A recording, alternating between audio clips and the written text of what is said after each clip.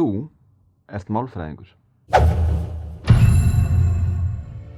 Tungumálið er undratæki og við erum með ofurkraft að geta notað það til þess að tjá tilfinningar okkar, skilja hvort annað, læra nýja hluti og pæla í þeim.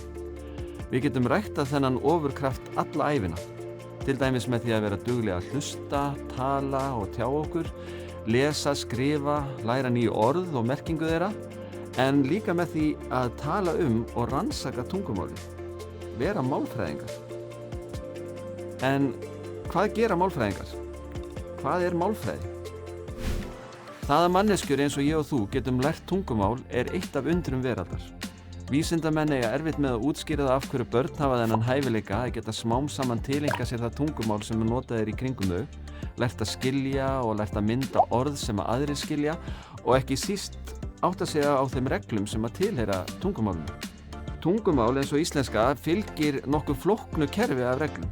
Þegar að þú lærðir að tala og hugsa, tileinkaðir þú þér þessar reglur. Já, þú kannt ótrúlegan fjölda af málfræðireglum sem þú notar og beitir á hverjum einasta degi. Þú fer til dæmis létt með að beygja fallorð og sagnorð allan daginn út og inn og þú gerir það hárrétt.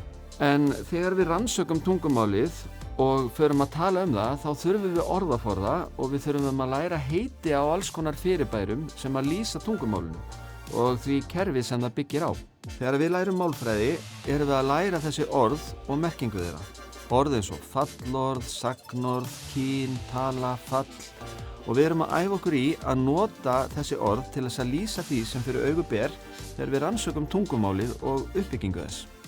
Í þessari þáttaröð ætlum við að fara yfir þau orð sem við notum til þess að lýsa tungumálinu og merkingu þeirra og skoða þær reglur sem við fylgjum og beitum á hverjum degi þegar við notum tungumálið íslensku.